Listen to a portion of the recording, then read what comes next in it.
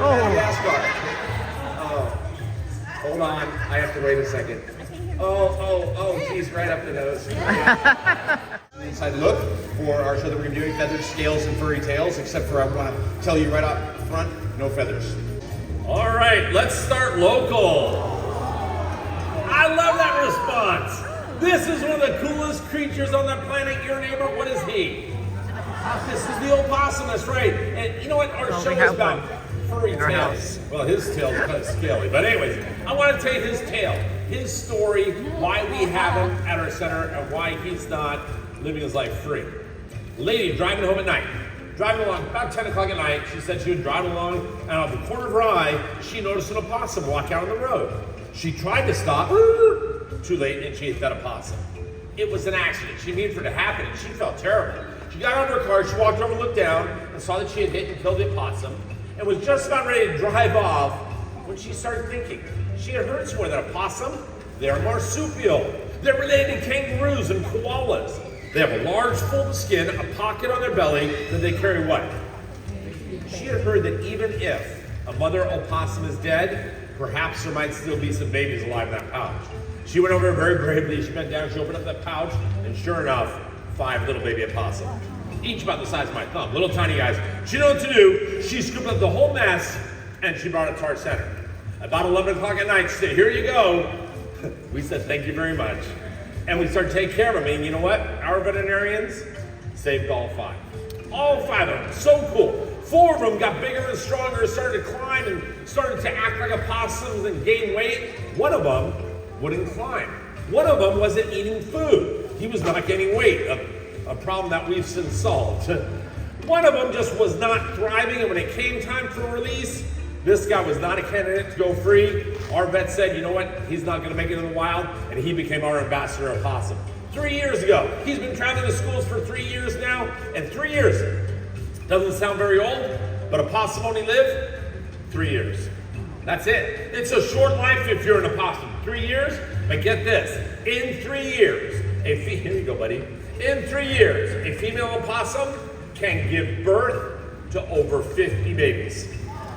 Yeah, I'll say something on this stage right now. If I had 50 kids, I'd only want to live about 3 years too. The opossum is an amazing creature that does not get the respect it deserves. They clean up our yards from slugs and snails and rotting fruit. They eat ticks that carry Lyme disease. They never carry rabies. This is our only marsupial we have here in America. You know what I think? I think we should give the opossum just a little bit of respect. That's a little Opie. Let's think about Opie. He's pretty cool. Now that's one of those critters that can't be released back in the wild, one from your very own backyard. But I want to introduce you to a little cutie right now that is not from your backyard. This guy right here has been with us for almost 30 years. He's 28 years old. Yeah, him and I are exactly the same age. Yeah. This guy is a primate, a prosimian, a primitive primate. They're not quite as advanced as monkeys or apes. They're not quite as smart as monkeys, kind of like a Chargers fan. But what they do is they live on an amazing island off the coast of Africa, the 3rd largest island on Earth. Only most of the rainforest has been destroyed. If you could have Google Earthed this island 100 years ago, you would have seen a solid green island. The 3rd largest island on the planet. But now if you Google Earth it, and you should, wait till after the show, you'll see little tiny patches of green where these guys live and about 100 other species. Now when I first got this animal about 25 years ago, when it first came to us, I used to take it to the schools and say, what's this? And the kids would all go, skunk. Right? Black and white, furry, fuzzy, big tail. But not a skunk, obviously. But now I go to the schools and I say, what's this? And all the kids say, lemur. See, you guys know. And I say, it's from this crazy island. What's the island called? And the kids say, you all know. I didn't even need to tell you. You know why? Because 15 years ago, the movie came out. Yeah. The movie came out, and so the kids all say lemur, and then Madagascar, and then you know what else they know? They know the national anthem, and we sing it together. You guys ready to sing it? You know it too. I like to move it, move it. I like to move it. Remember that movie? I think it's awesome. You know, there's a lot of people in our world, the game and I live in, the animal world, There's a lot of people that just hate cartoons. They think that they make animals look like people, and they put clothes on them, and they give them too many fingers or not enough fingers or whatever. And they don't like cartoons, but I think cartoons are amazing, especially the cartoons that the kids are seeing nowadays. Like Madagascar, they create an awareness. Like the kids are watching today, they're watching like the wild crafts, and they're learning things. You know what we got to watch when we were kids? Looney Tunes. It messed us up. We grew up thinking that porcupines shoot their quills. We grew up thinking that opossums hang by their tail and go to sleep. We grew up thinking that ostriches stick their head in the sand and roadrunners are bigger than, it messed us up. But the kids today, they're learning things, and it's so cool. They know stuff about these animals before I even bring it in, and I think that's awesome. That's what gives us a great opportunity to teach them even more. And I get to tell them about this particular lemur. It's called the black and white rough lemur. Bakari here, he is a superstar. The black and white rough lemur was chosen by Madagascar to represent all 100 species of lemurs on the island. You know why? Because he's cute. That's why. And we thought, well, if we put black and white rough lemurs in zoological organizations around the world, we put a little bucket out there, we say, hey, help us save Madagascar, that you guys would, and you did. And we're saving the habitat. Conservation International, World Wildlife Funds out there working every day. Zoos around the world are breeding them, making sure there's a good genetically diverse population in our care. And maybe someday we're thinking, maybe someday we can put these guys back onto Madagascar. And you know what? We did it. Since 1987. Yeah, since 1987, we've been putting lemurs back onto the island of Madagascar. Oh, hold on, I have to wait a second.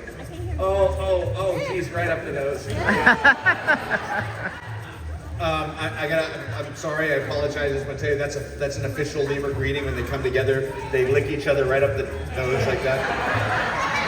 So to be polite, I gotta kind of put up with it. I don't reciprocate in front of you guys. That's something that these guys just do. But these guys are a success story. Since 1987, we've been putting them back onto the island. So we love to bring success stories. But I want to move on, so I'll let Gabe come back out here. I think he's gonna need some help. Yeah, I need some volunteers. Who wants to help? Let's see. How about you right there? How about you right there, but leave your penguin behind? How about you in the yellow over there? And how about that one right there? Send him up. Come around there on the stairs. Okay. All right, does that one want to come up too? Yeah, send him up. Ooh. All right, yeah. Sometime today, sir.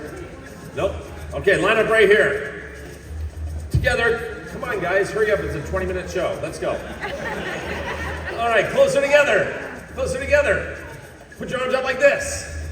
Gotta be strong for me. We're talking, well, you'll see. Her name is Miss Piggy, and Miss Piggy came to us, a lady bought her, a school teacher, when she was about this big, and read a book on how to take care of her, and you know what she did? She did a really good job. Fed her all the right food, kept her nice and warm, and you know what happened? She grew. They built her a bigger house, fed her some more, she kept eating and eating and growing and growing. Well, you'll see, 15 feet, 105 pounds of Burmese python snake. All right, guys, put your arms out here. You gotta help.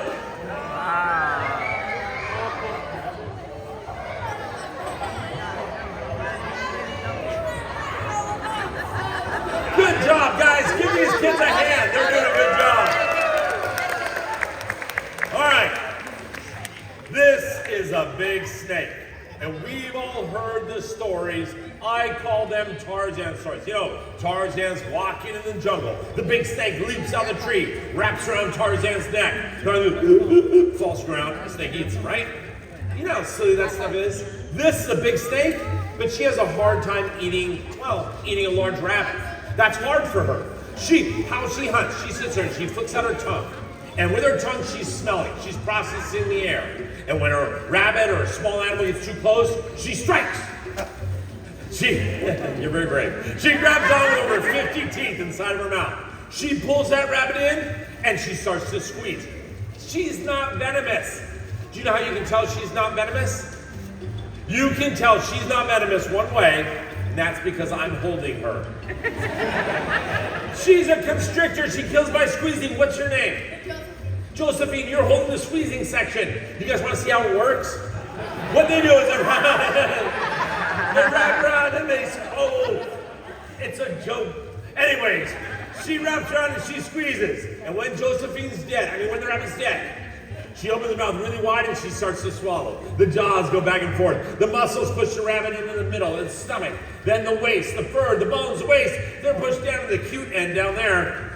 You guys know what you guys are holding? You're holding a snake, yes, very good. I don't know how teachers work with these things. About 4 or 5 days after she eats, she goes to the bathroom down there at that end. That's what we call the dangerous end. And you know what? She's done for the month. We are all trained a little bit in our culture to be afraid of snakes. And, it's one of those things where we really have to get past that. This is a very, very useful creature, a beneficial animal, an important part of the balance of nature, and I think stunningly beautiful. We do have a little bit of a soapbox to get on here, though. Reptiles as pets. I'm talking. Reptiles as pets. I got my first pet snake when I was in 2nd grade, and I would never discourage a kid from being interested, but you know what? There are good choices and bad choices. We get a snake this size every month at our center that people grow tired of or get injured by. It's a beautiful snake. This one belongs in the leaf litter in the jungle of India. That's where they truly belong. Let's give these youngsters another hand for helping to hold. All right, back to your seats. Let's go, back to your seats. All right, where are you going? Oh, good job. She's wrapping around me. Good. I'm a trained professional. Go back to your seat. All right. I think she's beautiful. Check out what's coming out next. Right over here to the right, I've got a little cutie. I get all the cute ones.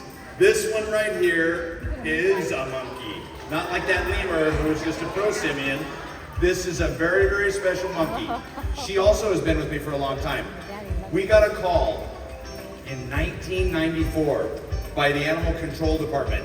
They said, you guys need to get over here quick. Somebody found a monkey in the garbage dumpster. Somebody threw her away. And you might think, that's terrible. Who would do that? You know what? It happens all the time. People get a pet like this, and when they don't want it anymore, they literally abandon it. They take it and they let it loose somewhere, or they throw it away. Hopefully it gets found. She did get found. She got brought to us. She spent about 6 months in the hospital getting over pneumonia. She's not as big as spider monkeys are supposed to be because they didn't feed her right. They're supposed to be about this big. If you go over to the San Diego Zoo, you'll see spider monkeys that are fed by zookeepers and they know what they're doing. But Maya here is one of our greatest little ambassadors. She does not belong in somebody's house as a pet. She belongs in the canopy of the rainforest in Central and South America. She is one of the smartest monkeys in the world. And she's also one of the fastest. She lives her whole life 150, 200 feet up in the trees. That's because she's built for it. She doesn't jump around the tops of the branches like Dexter at night at the museum. She swings. That's all she does. This is how she spends her day. She just swings. This is where she's comfortable. She's not comfortable sitting up on top of the branch. She has all the body parts for swinging. She's got really amazing fingers. No thumb on her hand. If you look, she's got the thumbs on her feet. And what else is she hanging on with? She has the coolest tail in the jungle. Now you probably know, lots of monkeys have tails that can wrap around branches. None of them as amazing as this tail. It doesn't even have any hair on the bottom of it. It's like a finger. It's like your dad's finger, all hairy on the back and all calloused on the top, yeah. She uses it like your dad uses his finger too. She can reach out and pick up fruit with it. She can grab nesting material. I've seen her scratch her head. She can pick her nose like a dad, yeah. She can do anything with that tail. It's the most amazing thing. Those big old 4 fingers in that tail let her cruise through the jungle canopy at 25 miles an hour. That's as fast as a horse can run. That's crazy and super smart at doing it. Now I said she's not as big as she's supposed to be, so we can't put her in with other spider monkeys. They would pick on her. So instead, she's a social animal, we want to put her in with other monkeys. And so guess what? 2 years ago, we got another monkey that is now her roommate and best friend. They're the same size. That one's not going to get any bigger, and they both live in the same area of the rainforest. They're such good friends now, they even got a joint Amazon account together. Yeah, you know what they call them now? Prime mates. That is a quality joke right there. This is Darwin. Everybody say hi to Darwin. Hi, Darwin. No, that's not how they say hello to each other. What you have to do, bend forward, rock your head, rub your belly. You look absolutely ridiculous. That's a greeting. It's an appeasement display, letting everybody know you're members of the same family, members of the same troop. He's called a capuchin monkey. The capuchins get their name because of that black cap and the brown cloak on their body. When the first explorers got here to the New World, they saw these monkeys and they reminded them of the monks, the priests that wear the black cap and the brown cloak. That's how they got their name. It's also where we get the name for a cappuccino coffee drink. But that's a different show. This guy is so much like us. He has a language. He has a word that means hawk. He has a sound that means snake. This guy, he lives in a family group with rules and laws. He's so smart. The smartest animal I've ever worked with. And that includes my coworker, Dave. These are amazing creatures. He was purchased by a very wealthy man, a musician in Los Angeles, and he was kept inside the house. The guy got caught because he was posting pictures, Instagram photos, with the monkey. And Darwin was taking sent us, and now he and Maya are doing very well. And they're traveling to school groups. Love sharing with you, but he should be in Costa Rica. And, oh, let me talk about that. How many of you guys like monkeys? I do too. Do you know 90%, oh, he likes you. 90% of the world's monkeys are endangered. 90%. This one is not. This one's doing very well. Do you know why? He comes from Costa Rica, and Costa Rica as a nation protects their forests. He has habitat, and he's thriving. Shows me, all we have to do is give him a little bit of land, and the creatures will do just fine right alongside of us. That is little Darwin. Let's say goodbye to Darwin. Watch out for what's coming out next. Oh, yeah. You guys wanted to sit in the front seat, right? You hardly flinched. That's pretty good. Meet Spike. Spike is 6.5 feet, 110 pounds of North American alligator. Now, I know you all have seen 13, 14, 15-foot alligators the size of cars on the internet. Those are not normal. Those are very, very ultra-large alligators that live in far deep Louisiana and Florida, and it's warm all year, and they eat all year. Well, this is a normal size for an alligator, not those guys, but they can get that big. Now, Spike here, he came to us a long time ago as well. This animal came to us almost 25 years ago from the LA County Sheriff's Department. They called us up. Gabe and I respond to things like this, so they call us up when they have an emergency. They were doing a crack house drug raid and found this in the bathtub. They couldn't get at the drugs and the money that the drug dealers had because the alligator was a watch gator in the bathroom, and they kept all their drugs and their money in the bathroom. So the sheriffs couldn't get at it. So they rounded up all the guys, they got rid of it, they called us up. And we got over there to this house, and there was 4 sheriffs standing in the hallway. I mean, really crazy big dudes. They had the helmets and the goggles and the bulletproof vests and the guns. They looked like SWAT, like military, right? And I don't know if they rehearsed this before we got there, but as soon as we walked in, all 4 sheriffs at the same time went like this. Hey, seriously, we're not gonna go anywhere near this guy. He wasn't so bad. He charged the door and made a big bluff, but he was in really bad shape. The dealers themselves couldn't even get in the bathroom. He kept charging it, so they were trying to rope him, so he had rope burns on him, and his mouth was all messed up with sores and everything. But now, 25 years later, he's in perfect shape, and he's one of our favorite animals to take to the schools, especially because he is another success story. We love telling them about the success stories because all you hear is a bunch of doom and gloom all the time. But it's not all that true. Right here in America, you guys should feel pretty proud. We've saved the American alligator. You know, in my lifetime, these guys were almost extinct, and I'm not that old. I mean, I'm not as old as him. In my lifetime, these guys were almost gone. But in my lifetime, we stopped and we used our heads and we saved them. And now, you know what? There's over 5 million alligators back in the wild. There's so many alligators, and sometimes they're cool. Yeah, isn't that awesome? Hey, do you guys know what they drink? Swamp water. Gatorade. Hey, don't jump the jokes there. Hey, you know how the alligator got away with murder? How the alligator got away with murder? Yeah. No. The judge thought the evidence was a crock. It's a good one. It's a good joke. Yeah. Little dad joke Yeah, for you. it is. All right. You should also be proud because we saved our national symbol, the bald eagle. You should also be proud because we saved the peregrine falcon. We're saving the condor. We saved the Channel Island kit fox. We saved the alligator. We actually do a pretty good job when we put our minds to it. Well, thank you very much for letting us share all of our amazing rescue animals with you. Come back this summer, Memorial Day to Labor Day. You'll see a lot more, and out there in the amphitheater, and hopefully where it's warm and dry this summer. Until then, you know how to say goodbye to an alligator properly? See you later. Alligator. Thanks, everybody. Have a wild night.